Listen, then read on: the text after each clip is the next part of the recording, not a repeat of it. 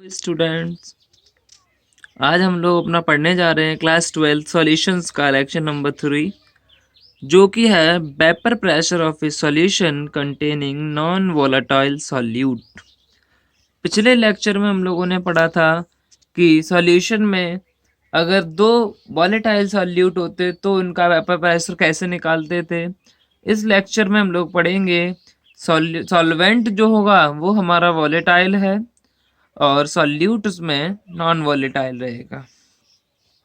यहाँ से देख लेते हैं हम लोग सॉल्यूशन में इस बार क्या करेंगे, सॉल्यूट को हम लोग बी मानते हैं और सॉल्वेंट को ए। पूरे लेक्चर में हम लोग सॉल्यूट को बी से रिप्रेजेंट करेंगे और सॉल्वेंट को ए से। यहाँ देखिए सॉल्यूट जो है वो आपका सॉलिड रहेगा। फिर वो सॉलिड्स के एग्जाम्पल इस चैप्टर में सबसे ज़्यादा यूज करे जाएंगे, वो होगा यूरिया, ग्लूकोज और सुक्रोज। यूरिया का फॉर्मूला होता है NH2CO NH2। ग्लूकोज का फॉर्मूला है C6H12O6 एंड सुक्रोज का होता है C12H22O11। उसके बाद अगर हम लोग बात कर लेते हैं थोड़ी देर के लिए, इधर जो आपके solvent as a solvent use करेंगे जो कि वॉलेटाइल सब्सटेंस होंगे, वो हैं आपके वाटर, बेंजीन, टॉल्यूइन और मेथेनॉल, एथेनॉल। इधर देख लेते हैं, इनका हमें मोलर मास की बहुत ज़्यादा ज़रूरत पड़ने वाली है इस लेक्चर में। तो यूरिया का मोलर मास होता है 60, ग्लूकोज का मोलर मास होता है 180 एंड सुक्रोज का 340। यहाँ देखिए आप लोग, हमने लिखा है vapour pressure equal 0। That means solute जो भी होंगे, जो नॉन वॉलेटाइल सॉल्यूट होते हैं, उनका वेपर प्रेशर हमेशा 0 होगा, क्योंकि उनकी वेपर्स बनेगी नहीं, और जब वेपर्स नहीं बनेगी देन वेपर प्रेशर बिकम्स 0। इधर देखते हैं हम लोग थोड़ी देर के लिए 0 कैसे होता है। यहाँ आपके पास कोई वॉलेटाइल सॉल्वेंट है ए, इसकी जब वेपर्स बनी तो वेपर्स बनने के बाद में कंटेनर, क्लोज कंटेनर पे एक प्रेशर एक्सर्ट हुआ जिसको हम लोग P0A से डिनोट किया। यहाँ P0A जो है आपका वो है वेपर प्रेशर ऑफ प्योर ए, यानी प्योर सॉल्वेंट का जो वेपर प्रेशर है वो P0A है। इसमें एक सॉल्यूट मिलाया हमने बी, और सॉल्यूट मिलाने पे हमारा सॉल्यूशन A+B बन के तैयार हो गया। अब यहाँ आप लोग देखेंगे, देखिए ध्यान से, ए उसके बाद बी के कुछ पार्टिकल सरफेस पे आ जाते हैं, ए और बी इस तरह से। अब बी के जो पार्टिकल्स हैं उनकी तो वेपर बननी नहीं है। अब नीचे वाले जो ए हैं वो बी के पार्टिकल्स उनको ऊपर वेपर में कन्वर्ट नहीं होने देते हैं। इसका मतलब है अब जो वेपर प्रेशर है पूरे सॉल्यूशन का वो कुछ चेंज हो गया होगा। अब चेंज हो गया तो हम लोग इसको क्या करते हैं, PA से डिनोट कर लेते हैं। अब हमें देखना ये है कि अगर ये चेंज हुआ है तो क्या वेपर प्रेशर इंक्रीज हुआ है या फिर ये सॉल्यूशन का वेपर प्रेशर डिक्रीज हुआ है। यहाँ हम लोग देख सकते हैं साफ साफ, जब वेपर्स कम बनेंगी तो जो वेपर प्रेशर है वो भी कम होगा। इसके बाद में यहाँ हम देख लीजिए, हमने लिखा हुआ है PA is less than P0A, यानी जो सॉल्यूशन का वेपर प्रेशर है वो प्योर ए के वेपर प्रेशर से कम होगा। इसको थोड़ा सा बड़ा इंपॉर्टेंट टाइप का है, इसको याद रखने की जरूरत है। ध्यान रखना, जब भी किसी सॉल्यूशन में हम लोग कोई नॉन वॉलेटाइल सॉल्यूट को यूज करते हैं तो सॉल्यूशन का वेपर प्रेशर हमेशा डिक्रीज हो जाता है। On addition of non volatile solute vapour pressure is lowered. अब हम लोग यहाँ से देख लेते हैं एक बार फिर से डायग्राम बना के कितना लो हो रहा है। आपने पढ़ा था पिछले लेक्चर में, देखा था राउल्ट्स लॉ। राउल्ट्स लॉ में बताया गया था the vapour pressure of volatile solute in a solution is directly proportional to the mole fraction of that component। यानी किसी भी सॉल्यूशन के, अगर सॉल्यूशन में कोई वॉलेटाइल कंपोनेंट है तो उसका वेपर प्रेशर उस कंपोनेंट के मोल फ्रैक्शन के डायरेक्टली प्रोपोर्शनल होगा। यहाँ हमारा केवल एक ही सॉल्वेंट की वेपर बन रही है, आप लोग देख सकते हैं केवल एक ही वेपर बनेगी।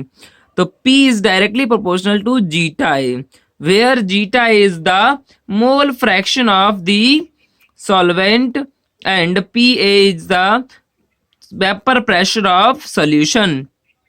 यहाँ हम लोगों ने फिर निकाला था पी ए इक्वल के इंटू जीटा ए, इसको हम लिख सकते हैं पी ए इक्वल हो जाएगा P not A zeta A, P not A zeta A, where P A equal vapour pressure of solution, P not A equal है vapour pressure of pure solvent and zeta A equal है mole fraction of ए। इसको हम दूसरी तरह से करके देख लेते हैं थोड़ा सा। आपने अभी भी देखा है कि पी ए इक्वल आया आपका पी नॉट ए जीटा है, that means pressure of solution equal आया प्रेशर ऑफ सॉल्यूशन इक्वल आया पी नॉट ए जीटा ए। तो इसको हम लोग क्या लिख सकते हैं, पी नॉट ए को हम लोग लिख सकते हैं पी ए इक्वल हो जाएगा P not A 1 minus zeta B. आपको पता है zeta A plus zeta B equal 1 होता है, तो हम लोगों ने जीटा ए की जगह पे 1 माइनस जीटा बी लिख लिया। इसको लिखने के बाद हम लोग क्या करते हैं, देखते हैं इधर से पी ए इक्वल हो जाएगा P not A minus P not A zeta B. हमने क्या किया, इसमें पी नॉट ए का अंदर ब्रैकेट में मल्टीप्लाई कर दिया, वैसे हमें जो वैल्यू मिली है वो आपके सामने है।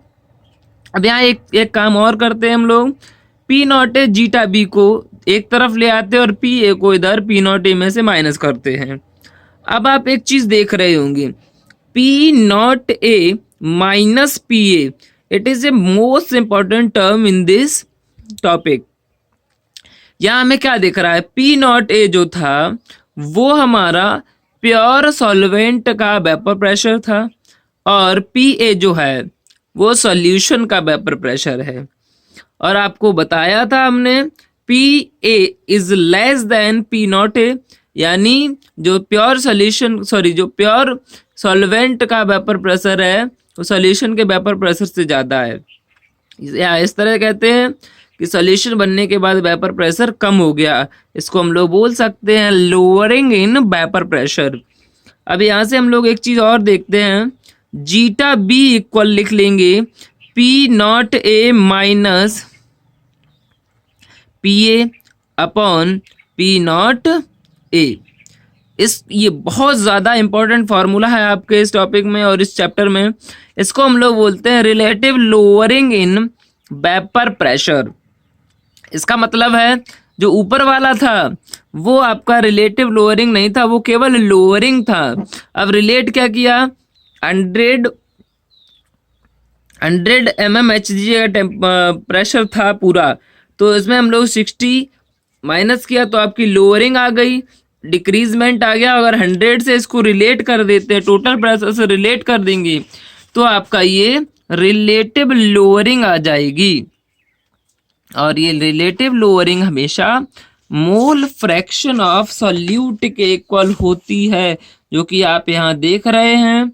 Mole fraction of solute equal है आपका जीटा बी। अब आगे देखते हैं, आपको पता है कि जो मोल फ्रैक्शन पे डिपेंडेंट वैल्यूज होती हैं उनको हमारे इस चैप्टर में कॉलिगेटिव प्रॉपर्टी नाम दिया गया है। इस चैप्टर में हमारी 4 कॉलिगेटिव प्रॉपर्टीज होंगी और पहली हम लोगों ने पढ़ ली है relative lowering in vapour pressure. तो कॉलिगेटिव प्रॉपर्टी को डिफाइन कर लेते हैं, properties of solution which depend upon number of solute particles. चाहे वो पार्टिकल्स मोल्स में हो सकते हैं, मॉलिक्यूल्स हो सकते हैं, आयोन्स हो सकते हैं एंड मोल फ्रैक्शन में हो सकते हैं, and doesn't depend upon the nature of solute particles. और ये सॉल्यूट पार्टिकल्स के नेचर पे डिपेंड नहीं करते, इससे कोई फर्क नहीं पड़ेगा कि सॉल्यूट यूरिया है या शुगर है। ठीक है, तो यहाँ इसके बाद में हम लोग lowering relative lowering in vapour pressure को लिखते हैं हम लोग zeta B equal P not A minus P A upon P not A. अगर आपसे एग्जाम में पूछ देता है is P not A minus P A is a colligative property, तो इसका आंसर आप लोग नो में देंगे, क्योंकि ये कॉलिगेटिव प्रॉपर्टी नहीं है, ये सिर्फ लोअरिंग इन वेपर प्रेशर है। लेकिन relative lowering in vapour pressure is a colligative property. इसको हम लोग लिख सकते हैं number of solute, zeta V को लिखिए number of solute upon number of solute plus number of solvent. अब इसका एक क्वेश्चन देख लेते हैं, बड़ा ही अच्छा सा क्वेश्चन है। The vapor pressure of pure H2O is 60 mmHg at some temperature. Find the vapor pressure of a solution containing 3 gram urea NH2CO NH2। Formula हो गया यूरिया का, dissolve in 72 gram of water. यहाँ में दे रखा है इस question में P not a की वैल्यू दे रखी है 60 और पी ए हमें कैलकुलेट करना है। आपको पता है एन यूरिया यानी number of moles of urea 30 mass upon molar mass आपका आ जाएगा 0.1/2 0.5 के इक्वल होगा। उसके बाद NH2O number of moles of H2O निकालने के लिए H2O का होता है जो मास दिया है वो 72 और मोलर मास 80 होता है, तो यहाँ से हो जाएंगे इसके 4 मोल्स। उसके बाद हम लोग बात कर लेते हैं इधर zeta B equal formula number of mole fraction of solute निकालते हैं। यहाँ से जीटा बी इक्वल हो जाएगा 0.5 यानी सॉल्यूट के मोल्स सॉल्वेंट के मोल्स अपॉन सॉल्यूट के मोल्स अपॉन टोटल मोल्स, तो आपका 1.1/9 आएगा। अब फॉर्मूला आपके पास है P not A minus P A upon P not A equal होता है जीटा बी। यहाँ देखिए पी नॉट ए की वैल्यू आपके पास 60 है, पी ए की वैल्यू हमें कैलकुलेट करनी है और पी नॉट ए फिर से 60 हो गया। यहाँ देखिए 1/9 है, तो 3 से इसको डिवाइड करते हैं, 3 3 जा 9 एंड 3 2 जा 6 यानी 20 आया। 180 माइनस 3 पी ए इक्वल हो जाएगा 20 और 160 इक्वल हो जाएगा 3 पी ए। तो पी ए की वैल्यू निकाले 160/3 और इसकी वैल्यू जो आ जाएगी वो आएगी 53.33 mmHg। आप लोगों को इससे पहले एक फॉर्मूला और लिख के दिया गया था, वो आपका जो फॉर्मूला था वो था पी ए इक्वल था पी ए इक्वल था पी नॉट ए जीटा ए। क्या इस फॉर्मूले से ये क्वेश्चन सॉल्व हो सकता है? देख लेते हैं। तो यहाँ देखिए आप लोग, यहाँ पे हमें जीटा ए यानी मोल फ्रैक्शन ऑफ सॉल्वेंट निकालना है, तो total mole number of moles of solvent upon total moles, तो 4/45 आया। तो यहाँ से देख लेते हैं पी ए आपको कैलकुलेट करना है, तो 60 इंटू 40/45 15 3 जा 45 और 15 4 जा 60 आपका आएगा 160/3 और 53.3 mmHg।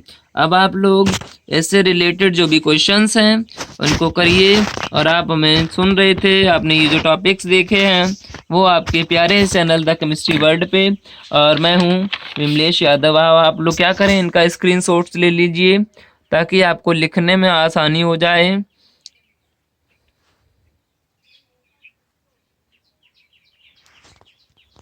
दूसरे पेज का स्क्रीनशॉट।